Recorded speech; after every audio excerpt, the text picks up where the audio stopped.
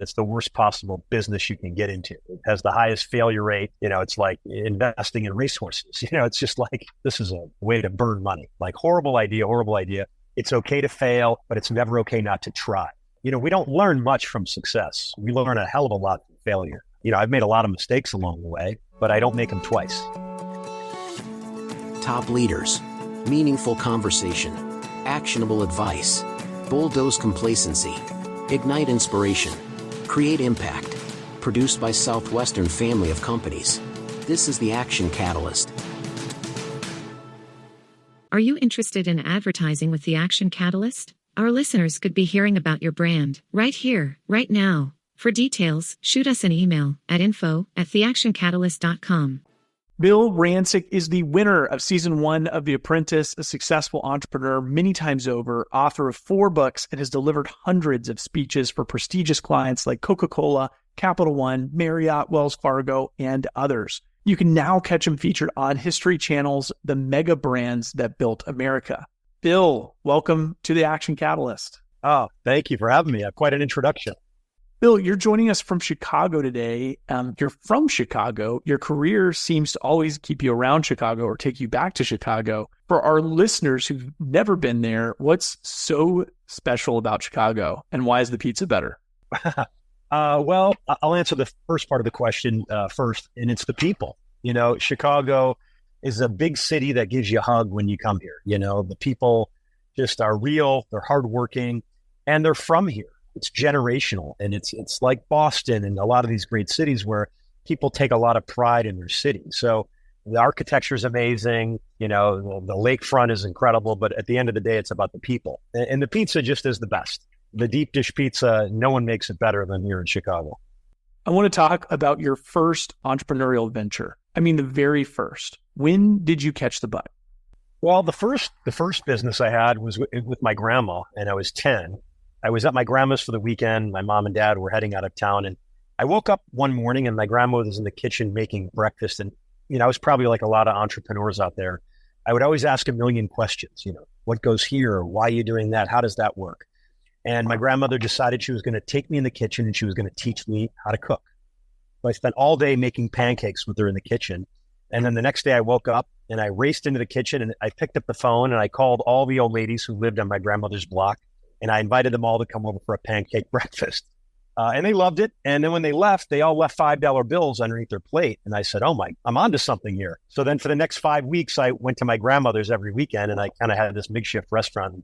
Then my mom caught wind of what was going on and she shut the operation down. She claimed I was taking their Social Security money. So that business ended immediately. That was my first start, to be honest with you. And then from there, I started buying and selling used cars when I was 14.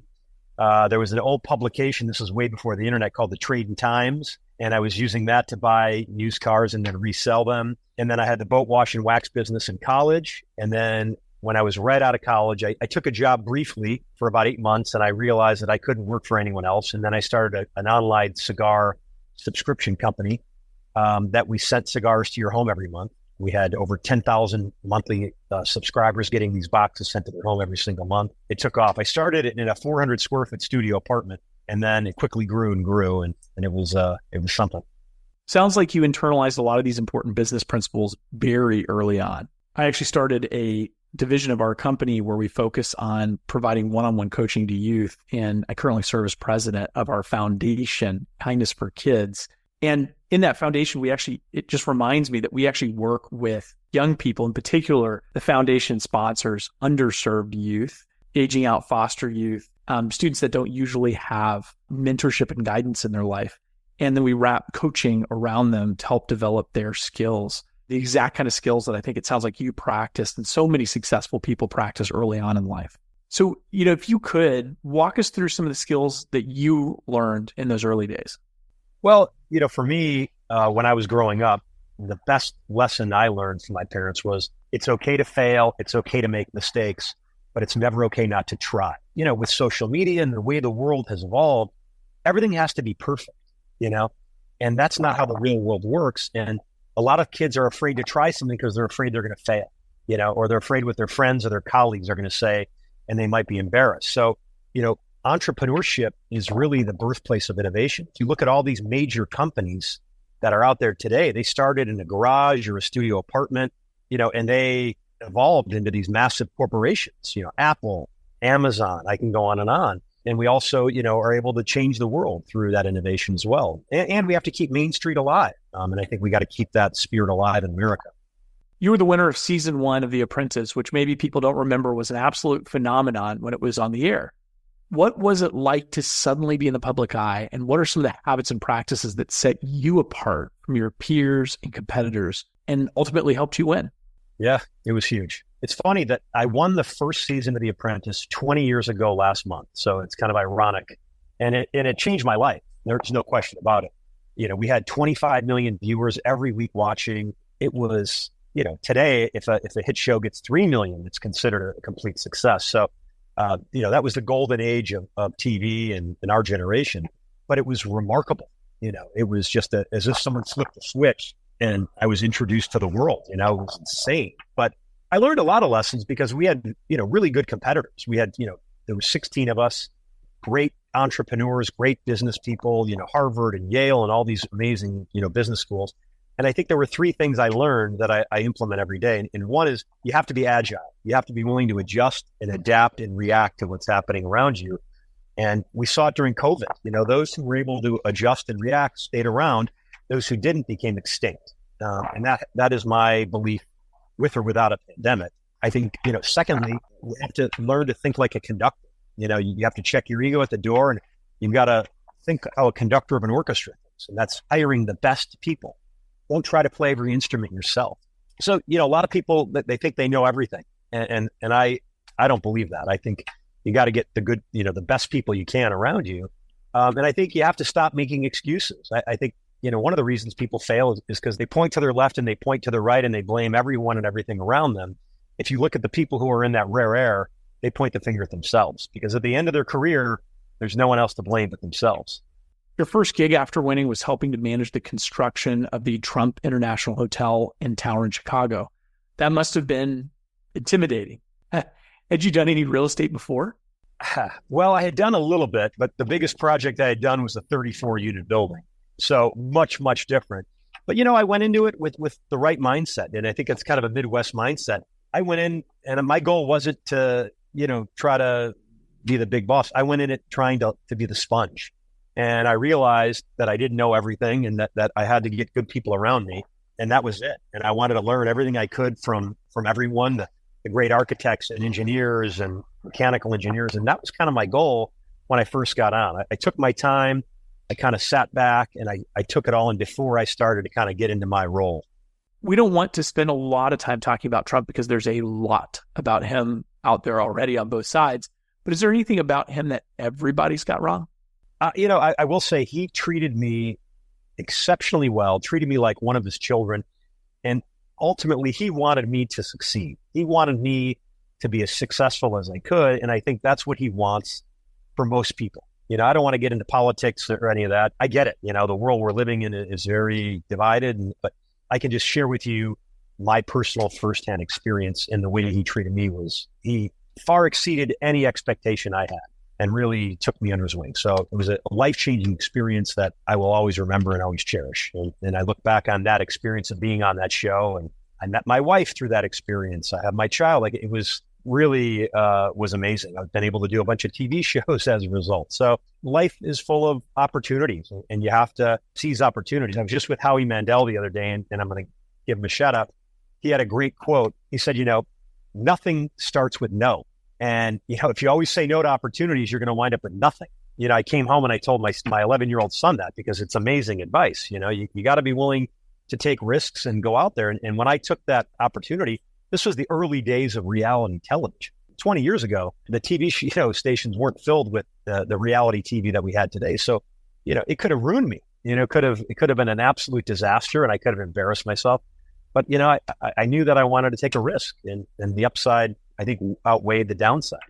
Well, like you said, The Apprentice didn't scare you away from reality TV because you made your way into producing and starring in reality television alongside your wife, Juliana. You'd already been in the public eye, but how did you cope with having your personal life in the spotlight instead of just your professional life?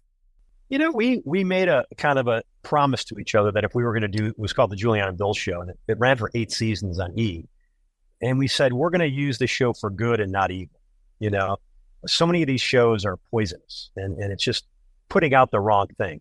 And over the course of the 8 seasons, we were able to tackle infertility before anyone was talking about infertility. We were able to talk about Juliana's cancer battle with breast cancer, which raised so much awareness. All of our mission trips to Haiti and the different philanthropic things we did. So, we really used the show as a positive platform, and it was a show you could watch with your kids. And that was something we were proud of. So that was kind of what we did. We were the executive producers of the show. We controlled all the content, and our lives aren't filled with drama. That's just not how we live. We're Midwest people, we're normal. I'm a regular Chicago guy, Well, continuing that long television career, you're now featured on the Mega Brands That Built America, airing on the History Channel, which is really entertaining look into the early innovations in some of the biggest businesses of our time. Do you have a favorite episode or one that surprised you the most? Well, I'll tell you, I love the History Channel. I've always been a fan of the History Channel. In the early days, I used to, binge watch Modern Marvels and all their amazing programming. And when this opportunity came along, I knew I wanted to do it. It took me all about 10 seconds to say, where do I need to be? There's so many great episodes this season. The evolution of credit cards. There was a gentleman who was out to dinner, and back in the early days, you had to pay cash or you wrote a check. And this guy was out to dinner with clients. He forgot his checkbook. He didn't have enough cash on him. He was horribly embarrassed. He had to go to the men's room and call his wife, and she had to bring him a checkbook. And he left, and he said, I'm never going to let that happen again. And through that embarrassing moment, he created Diners Club Card. And now it's a $6 trillion industry, the credit card business. So, I love how, innovation really comes from necessity. Nike's another great one. I'm a huge fan of Nike. But, the co-founder of Nike, along with Phil Knight, was in his kitchen one day. His wife was making waffles. And that was how he came up with the sole of the Nike shoe from a waffle iron. He made the first shoe on a waffle iron. So it's really educational. I watch it with my 11-year-old son. He loves it. He would watch it even if I wasn't on the show. It's a great way to give people the vitamin without them knowing they're taking the vitamin. Are there any themes that you keep seeing show up again and again between the businesses? Well, the one theme is everyone has failures, right? All these people have failed at something along the way. And, we don't learn much from success. We learn a hell of a lot from failure. Again, and that's my theme. Like, the young people coming up today have this absolute fear of failure, right? It's something that they have to overcome. Otherwise, they're not going to grow. You're going to really stunt your growth. And I look back on my career and, I've made a lot of mistakes along the way, but I don't make them twice. That's a real failure when you make them twice. Bill, if you were making the show 100 years into the future, is there a modern day brand or company you think would make the cut? Everything Elon Musk is doing, no question. The guy's changing the world. I mean, what he's got going on, the way his brain is wired, he's our modern day Einstein. Like, it's unbelievable what he's going to do with these, self-driving taxis. And if you own a Tesla, even down to the chip that he's putting in these people's brains. I mean, there's a guy, he's a paraplegic, and he's able to play chess and all these games with just his mind. I mean, think about this, right? It is absolutely remarkable. He's the first guy to re-land a rocket. NASA has been doing it 55 years, 60 years. And he comes in and he's able to re-land a rocket. So I think anything he's doing will be on the show. He's wired differently. And where we see problems that, are insurmountable, he comes up with solutions, And that's what I always tell people that work for us. Like, don't come to me with problems, come to me with solutions. Because there's always going to be problems. No one's going to live a problem-free life. So you better be good at solving problems. And that's, I think, the way his mind is wired. Nothing is out of the question. Would you have ever thought you're going to put a brain chip in a human being's brain? I would have never thought that, never in a million years. And it's happening. So he's got a gift, and he's been public about it. He is on the spectrum and has Asperger's. And it goes to show you that the beautiful thing about life is that we're all different and we all have strengths and we all have weaknesses. And, where a lot of people may see that as a disability, he turns that into a hell of a gift and a hell of an advantage because, he's not neurotypical. Yeah, he's made it into almost a superpower. Okay, let's talk about food. You mentioned earlier that you were mixing your love of food and business already at age 10, and today you own a number of highly celebrated restaurants across the country. Tell us about your evolution into full-on restaurateur. I realized early on that I loved food and I loved cooking, but I also realized as an adult that it's the worst possible business you can get into. It has the highest failure rate. It's like investing in racehorses. It's just like not a great return. But my wife was born in Naples, Italy. And whenever her mom would come into town to visit, we would have people lined up to come over for dinner at the door to have her home cooking from Naples. And then one day Juliana said, we should open up an Italian restaurant. And I'm thinking, this is a way to burn money. Like horrible idea. And we're out to dinner one night with a guy named Greg Olson, who used to be a Chicago Bear. He's now a commentator for Fox. And Juliana and I are at dinner with him and his wife. And he says, well, you're going to open up an Italian restaurant. You should talk to my friend RJ.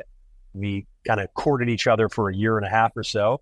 And then we opened up our first one, 13 or 14 years ago, right here in Chicago. Then we opened up a second one and a third one. And now we have them, spread throughout the country, and we're opening up more. We've got a lot in the pipeline.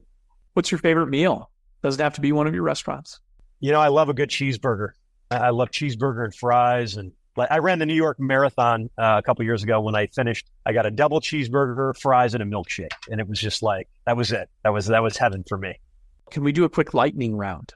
Yeah, hit me. What's one thing you own that you should probably throw out? Oh my gosh. One thing I own that I should probably throw out. A lot of old clothes. I got to donate a lot of these clothes because they've been sitting there for 10 years and I haven't worn them. They probably don't fit anymore either after COVID. Picked up a few pounds during COVID. So, and it's harder to come off now that I'm in my 50s. But yeah, just stuff that I'll never wear again. Who's the person you always wanted to meet but never have?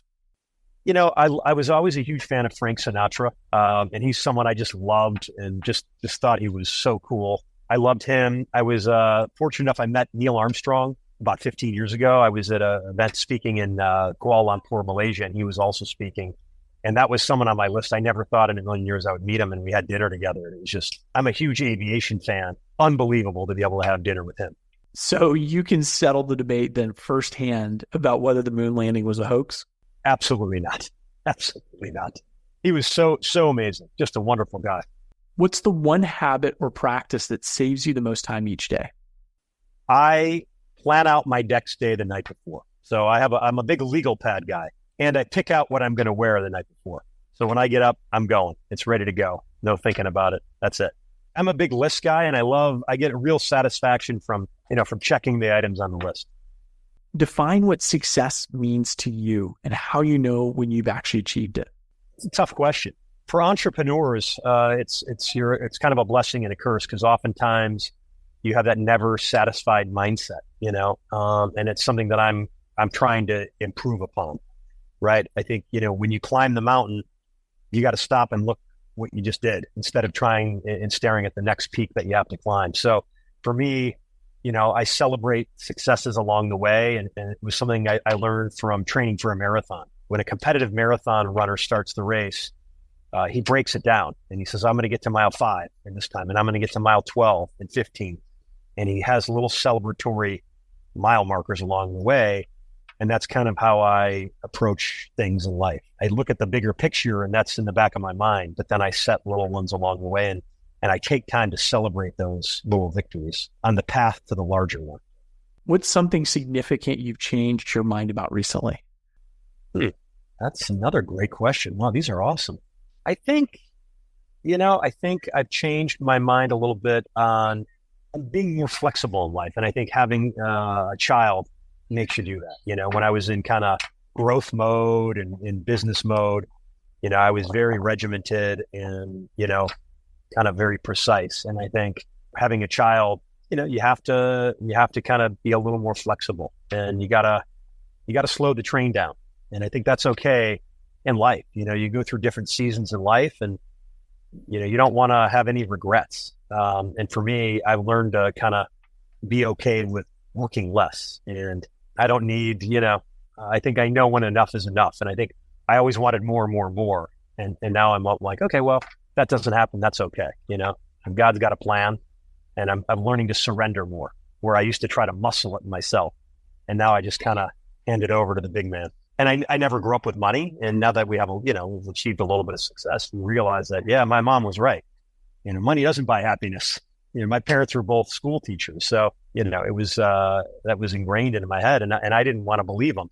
And they were right. You got to it's about the people that you surround yourself with in life. It's about the relationships. And I think being a good steward with the gifts God gave you, I think that's ultimately the mission in life. You got to use the tools that you've been given and use them wisely. Often leaders are asked to share the best advice they received. Can you share the best piece of advice that you willfully and totally ignored?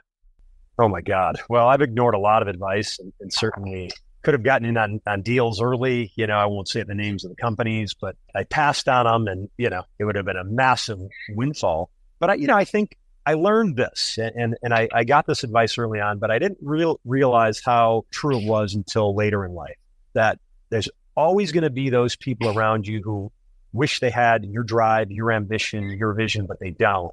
So they try to pull you down in order to build themselves up. You got to be very careful about the people that you come into contact with, because those people, they may be your friends, your family, but they don't really have your best interest in mind. And you have to be aware of them. And I read this article that it said the majority of the people we come into contact with on a daily basis are negative. It went on to say you're never going to be able to avoid these people, but when you're aware of who they are and what their intentions are, you negate their power, right? And that's something that now I've learned to do, and I've learned to, sometimes you got to fire friends and you got to love people from afar, and even family members, and you got to remove that toxic, vibe from your life. It's poison. So what's next? Well, we've got restaurants now, RPM Italian, seafood, steak, and pizza at Portofino's. We've got in Vegas, DC. We've got 5 in Chicago. We've got 1 coming in West Palm Beach, hopefully Nashville soon. So we're growing that. I just started filming a show called Dollar Bill, and it's going to be airing in all your airports on Reach TV. And it's a business talk show.